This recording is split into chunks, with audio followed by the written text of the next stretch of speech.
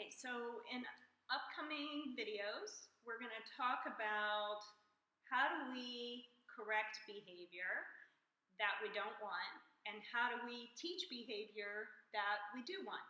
And we're going to do this in a lot of different ways. And there are so many different ways to do this, and so many different ways to be successful correcting bad behavior and teaching good behavior. But I want you to kind of think about some things when you're thinking about behaviors that you want to eliminate in your dog. One of the things that we want to think about is when we are seeing behavior in our dog that we don't want to see moving forward, it's important that we interrupt that behavior. We can interrupt that behavior by calling our dog off. We can interrupt that behavior by even rewarding our dog for behavior we don't want. We can interrupt that behavior through correcting the dog in some way. We'll talk about that. But what's important is that I don't allow behavior that I don't want to just continue. Okay, so I do want to interrupt that behavior in some way. But it's important that I draw as much attention to the behavior that I do want. And sometimes people get caught up in a trap where they end up drawing so much attention to the behavior that they're trying to interrupt, or draw so much attention to the behavior that they don't want more of, they end up feeding that behavior and getting more of it. So I'll give you an example. A dog that jumps up on people. And so they come home, the dog starts jumping on them, and they say, no, off, get down, no, stop it, get back, okay?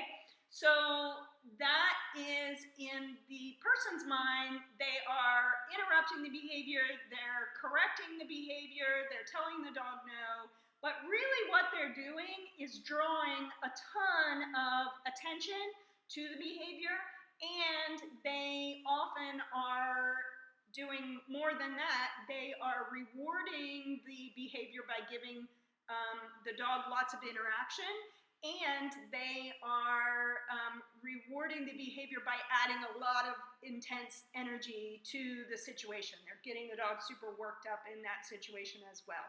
So one of the things that I encourage you to think about in your interactions when you are interrupting a dog's behavior that you don't want is try to interrupt that behavior without bringing a lot of attention to the specific behavior. We want to stop it without encouraging more interaction with it.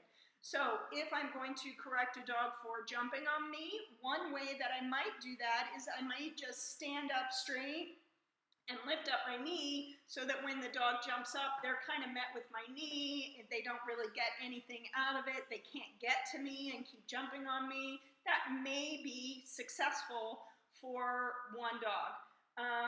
It's not going to be successful for every single dog, but what's important is when I'm doing that, I'm not saying, no, get down, stop, back, okay? I'm just interrupting it. That way, I'm interrupting the behavior and the dog is not getting my attention by the jumping. I have to be sure that I balance that out by giving my attention to the dog as soon as the dog has shifted what they're trying to do. So as soon as the dog shifts to 4 feet on the floor and tries to control themselves a little bit, even if they're not sitting, as soon as they shift to more appropriate behavior, I want to give attention to that. Now, I may not be able to bend down and pet them and tell them how good they are. The attention I may give to that may just be, oh, good job, there you go, good job. I'm drawing attention to it, but in a way that the dog can continue to be successful. If I go, oh, you did it, well done, then they're just going to start jumping on me again. I'm not really helping them understand the difference between the behavior I don't want and the behavior I do want.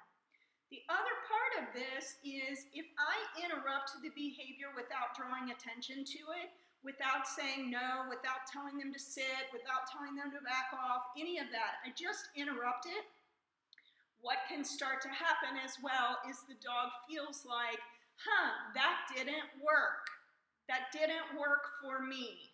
Let me try some other way of getting my person's attention. And the moment they do try something else, I give my attention to that. In that way, I motivate the dog to change what they're doing, and I show them that their choice doesn't affect my relationship with them. I'm not mad at them for jumping on me. I'm just showing them that doesn't work and withholding attention. And then when they try something else, I am giving my attention to that. So in that way, I'm building my dog's commitment to the choice that they're making. I'm showing them that I'm not angry with them, and I'm showing them how to get what they want out of our relationship. So I hope that makes sense, and I look forward to having you apply that in different situations.